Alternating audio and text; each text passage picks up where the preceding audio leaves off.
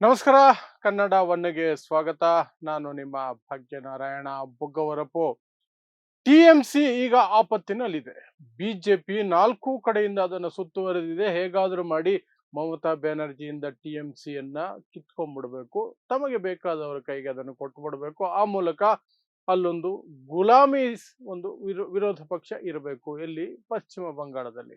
ಅದರ ಜೊತೆಗೆ ಪಾರ್ಲಿಮೆಂಟಿನಲ್ಲಿ ತಮಗೆ ಬೇಕಾದ ಸಂಖ್ಯೆಗಳಿಗೆ ಹತ್ತಿರ ಬರುವ ರೀತಿಯಲ್ಲಿ ಟಿಎಂಸಿಯ ಸಂಸದರು ಸೇರ್ಕೊಂಡ್ಬಿಡ್ಬೇಕು. ಅಷ್ಟು ಮಾತ್ರ ಲೆಕ್ಕಾಚಾರ ಅಲ್ಲ. ಅಷ್ಟು ಮಾತ್ರ ಲೆಕ್ಕಾಚಾರ ಅಲ್ಲ. ಟಿಎಂಸಿ ಈ ದೇಶದ ಮೂರನೇ ಅತಿ ಶ್ರೀಮಂತ ಪಕ್ಷ. ಮೂರನೇ ಅತಿ ಶ್ರೀಮಂತ ಪಕ್ಷ. ಸೊ ಅದು ಸಹ ಅಲ್ಲಿ ಲೆಕ್ಕಕ್ಕೆ ಬರುತ್ತೆ. ಏನದು ವಿಚಾರ? ಮತ್ತು 1,000 ಕೋಟಿ ರೂಪಾಯಿಗಳ ಜೊತೆಯಲ್ಲಿ ಮಮತಾ ಬ್ಯಾನರ್ಜಿ ಕಾಂಗ್ರೆಸ್ಸಿನೊಂದಿಗೆ ವಿಲೀನ ಆಗ್ತಾರೆ ಅಥವಾ ಕಾಂಗ್ರೆಸ್ಗೆ ಬರ್ತಿದ್ದಾರಾ? ಅಂತಹ ಸುದ್ದಿ ಯಾಕೆ ಬರ್ತಾ ಇದೆ, ಏನ್ ನಡೀತಾ ಇದೆ, ಅದನ್ನ ವಿವರಿಸುವಂತಹ ಪ್ರಯತ್ನವನ್ನು ಮಾಡ್ತೀನಿ. ಸೊ ಕಳೆದ ತಿಂಗಳು ಪಶ್ಚಿಮ ಬಂಗಾಳದಲ್ಲಿ ವಿಧಾನಸಭಾ ಚುನಾವಣೆಗಳು ನಡೆದು SIR ಚುನಾವಣಾ ಆಯೋಗ ಆಡಳಿತ ಅದು ಇದು ಏನೇನೋ ಸೇರಿ ಬಿಜೆಪಿ ಸಫಲವಾಗಿ ಮಮತಾ ಬ್ಯಾನರ್ಜಿ ಅವರಿಂದ ಅಧಿಕಾರವನ್ನ ಕಸಿದುಕೊಳ್ತು. ಅದಾದ ನಂತರ ಬಿಜೆಪಿ ಅಲ್ಲಿ ಎಷ್ಟು ನೀಚತನಕ್ಕೆ ಇಳಿಬಹುದು ಅಷ್ಟು ನೀಚತನಕ್ಕೆ ಇಳಿತಾ ಇದೆ. ಪೊಲೀಸನ್ನು ಬಳಸ್ತಾ ಇದೆ, CIDಯನ್ನು ಬಳಸ್ತಾ ಇದೆ, ಏನೆಲ್ಲ ಇದೆಯೋ ಎಲ್ಲವನ್ನು ಬಳಸಿ ಟಿಎಂಸಿ ಕಾರ್ಯಕರ್ತರು, ನಾಯಕರು, ಲೀಡರ್ಸು, MLAಗಳು, MP ಗಳು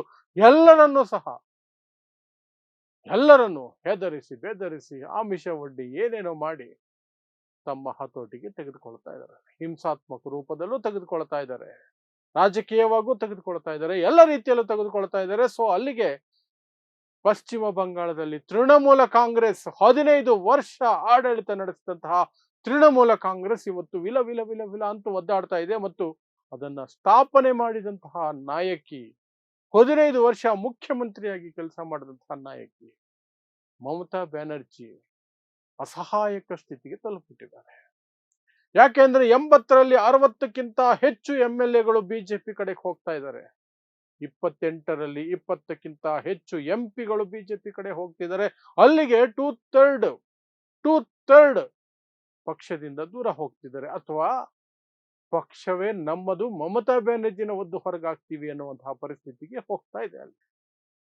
ಈ ಹಿನ್ನೆಲೆಯಲ್ಲಿ ಮಮತಾ ಬ್ಯಾನರ್ಜಿಗೆ ಕಂಡಿದ್ದು ಒಂದೇ ಮಾರ್ಗ. ಯಾರು ಕಾಪಾಡಬಹುದು? ಕಾಂಗ್ರೆಸ್ ಪಕ್ಷ ಮಾತ್ರನೇ ಕಾಪಾಡುವಂತಹ ಸ್ಥಿತಿಯಲ್ಲಿ ಇರೋದು. ಯಾಕಂದ್ರೆ ಅದು ದೇಶದಲ್ಲಿ ಅತಿ ದೊಡ್ಡ ವಿರೋಧ ಪಕ್ಷ. ಸೊ ಅದಕ್ಕೆ ಸಮಯಕ್ಕೆ ಸರಿಯಾಗಿ ಇಂಡಿಯಾ ಮೈತ್ರಿಕೂಟದ ಸಭೆಯು ಸಹ ನಡೀತಾ ಇತ್ತು. ಆ ಸಭೆಗೆ ಬಂದಂತಹ ಮಮತಾ ಬ್ಯಾನರ್ಜಿ ಸೋನಿಯಾ ಗಾಂಧಿ ಅವರ ಜೊತೆಯಲ್ಲಿ ಗಂಟೆಗಟ್ಟಲೆ ಚರ್ಚೆ ನಡೆಸಿದ್ದಾರೆ. ಮುಂದಕ್ಕೇನು, ಟಿಎಂಸಿ ಗತಿ ಏನು, ನನ್ನ ಪರಿಸ್ಥಿತಿ ಏನು ಅಂತ. ಕಾಂಗ್ರೆಸ್ ಕಡೆಯಿಂದ ಆಫರ್ ಬಂದಿದೆ, ಟಿಎಂಸಿಯನ್ನ ಕಾಂಗ್ರೆಸ್ ಜೊತೆ ವಿಲೀನ ಮಾಡಿ ಅಂತ. ಅದಷ್ಟು ಸುಲಭ ಇದೆಯಾ ಅಂದ್ರೆ ಖಂಡಿತ ಇಲ್ಲ. ಯಾಕೆಂದ್ರೆ ಟೂ ಥರ್ಡ್ ವಿರೋಧ ಇದೆ ಮಮತಾ ಬ್ಯಾನರ್ಜಿಗೆ. ಅದರ ಜೊತೆಗೆ ಆ ಟೂ ಥರ್ಡ್ ಏನು ಬಂಡಾಯ ಎದ್ದಿದ್ದಾರೆ ಅಥವಾ ಹೆದರಿಕೆಗೋ ಬೆದರಿಕೆಗೋ ಇನ್ಯಾವುದೋ ಆಮಿಷಕ್ಕೋ ಒಳಗಾಗಿ ಹೋಗ್ತಾ ಇದ್ದಾರೆ ಬಿಜೆಪಿ ಜೊತೆಯಲ್ಲಿ, ಅವರ ಪರವಾಗಿ ಬಿಜೆಪಿ ಇದೆ, IT ಇದೆ, ED ಇದೆ, CBI ಇದೆ.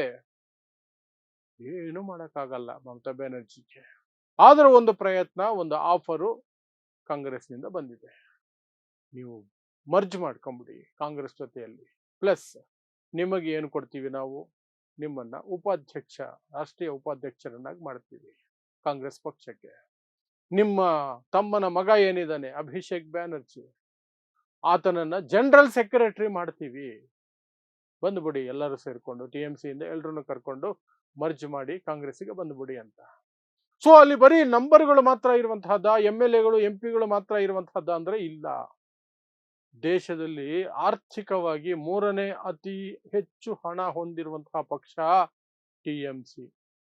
ಟಿಎಂಸಿ ಅಕೌಂಟ್ನಲ್ಲಿ, ತೃಣಮೂಲ ಕಾಂಗ್ರೆಸ್ ಅಕೌಂಟ್ನಲ್ಲಿ 1,000 ಕೋಟಿಗಿಂತ ಹೆಚ್ಚು ಹಣ ಇದೆ. 1,000 ಕೋಟಿಗಿಂತ ಹೆಚ್ಚು ಹಣ ಇದೆ. ಪ್ಲಸ್ ಇಡೀ ರಾಜ್ಯದಲ್ಲಿ ಕಚೇರಿಗಳು, ಬೇರೆ ರೀತಿಯಾದಂತಹ ಆಸ್ತಿಗಳು, ಪಕ್ಷದ ಆಸ್ತಿಗಳು ಸಿಕ್ಕಾಪಟ್ಟೆ ಇದ್ದಾವೆ. ಅವೆಲ್ಲ ಇನ್ನೆಷ್ಟು 1,000 ಕೋಟಿ ಆಗ್ತಾವೋ ಅಷ್ಟು ಇದೆ. ಅವುಗಳನ್ನು ಸಹ ಈಗ ಕಾಂಗ್ರೆಸ್ಗೆ ಶಿಫ್ಟ್ ಮಾಡಬಹುದಾ? ಕಾಂಗ್ರೆಸ್ ಮೊದಲೇ ದುಡ್ಡಿಲ್ಲ ನಮ್ಮ ಅಕೌಂಟ್ಗಳನ್ನ ಫ್ರೀಸ್ ಮಾಡಿದರೆ ಎಲೆಕ್ಷನ್ಗೆ ಹೋಗೋಕ್ಕೂ ದುಡ್ಡಿಲ್ಲ ಅಂತೆಲ್ಲ 2024 ಲೋಕಸಭಾ ಚುನಾವಣೆ ಸಂದರ್ಭದಲ್ಲಿ ರಾಹುಲ್ ಗಾಂಧಿ ಬಾಯ್ಬಡ್ಕಾಡ್ತಾ ಇದ್ರು. ಮಲ್ಲಿಕಾರ್ಜುನ ಖರ್ಗೆ ತುಂಬಾ ನೊಂದ್ಕೊಂಡು ಹೇಳ್ಕೊಳ್ತಾ ಇದ್ರು, ನಮ್ಮ ಹತ್ರ ದುಡ್ಡಿಲ್ಲ, ನಮ್ಮ ಅಕೌಂಟ್ಗಳನ್ನೆಲ್ಲ ಫ್ರೀಸ್ ಮಾಡಿದ್ದಾರೆ ಅಂತ.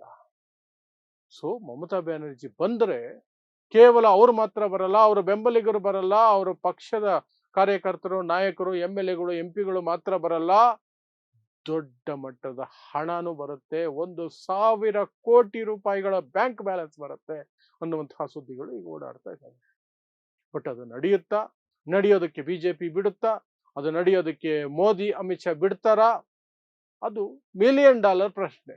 ಬಟ್ ಅಂತಹ ಒಂದು ಅವಕಾಶ ಅಂತೂ ಇದೆ, ಅಂತಹದ್ದೊಂದು ಸನ್ನಿವೇಶ ಅಂತೂ ಇದೆ. ಮಮತಾ ಬ್ಯಾನರ್ಜಿಗೆ ಬೇರೆ ದಾರಿ ಕಾಣಿಸ್ತಾ ಇಲ್ಲ.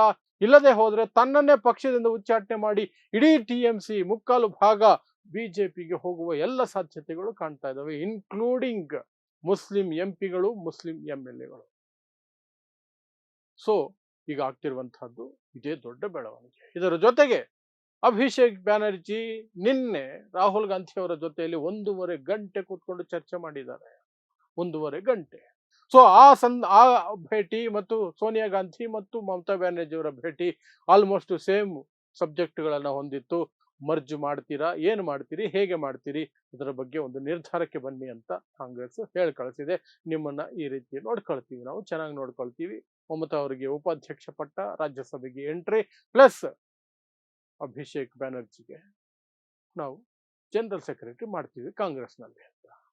ಆದರೆ ಈ ಪ್ಲಾನ್ ಕೇವಲ TMCಗೆ ಮಾತ್ರ ಅಂತ ಕಾಂಗ್ರೆಸ್ನ ಮೂಲಗಳು ಹೇಳ್ತಾ ಇದ್ದಾವೆ. ಇದೇ ಆಫರ್ ಅನ್ನ ಶರದ್ ಪವಾರ್ಗೂ ಸಹ ಕಾಂಗ್ರೆಸ್ ಕೊಡೋದಕ್ಕೆ ಹೊರಟಿದೆ.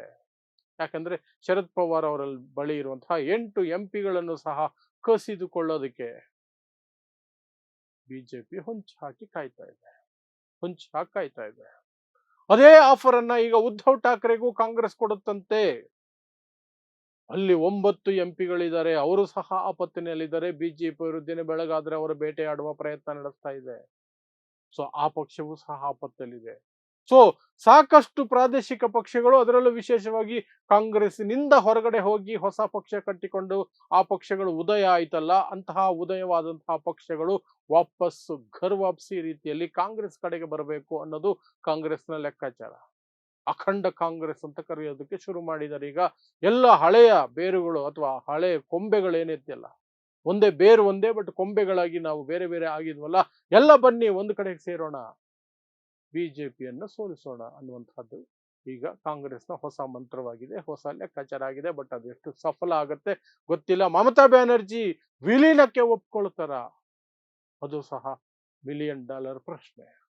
ಯಾವಾಗ ನಿರ್ಧಾರ ತಿಳಿಸ್ತಾರೆ, ಬೇಗ ತೆಗೆದುಕೊಳ್ತಾರ, ಪೂರ್ತಿ ಹಡಗು ಮುಳುಗ್ತಾ ಇದೆ ಅವ್ರದ್ದು, ಮುಳುಗಿದ ಮೇಲೆ ಟ್ರೈನ್ ಹೋದ್ಮೇಲೆ ಟಿಕೆಟ್ ತಗೊಂಡಾಗೆ ನಿರ್ಧಾರ ತಗೊಳ್ತಾರ, ಏನಾಗುತ್ತೆ ಅದು ಇನ್ನೊಂದು 2-3 ದಿನಗಳಲ್ಲಿ ಸ್ಪಷ್ಟವಾಗಿಬಿಡುತ್ತೆ. ಯಾಕಂದ್ರೆ ಬಿಜೆಪಿ ದೊಡ್ಡ ಯೋಜನೆಯ ರೂಪದಲ್ಲಿ ಪಶ್ಚಿಮ ಬಂಗಾಳವನ್ನ ಬಳಿದು ಬಾಯಿಗೆ ಹಾಕೊಳ್ತಾ ಇದೆ.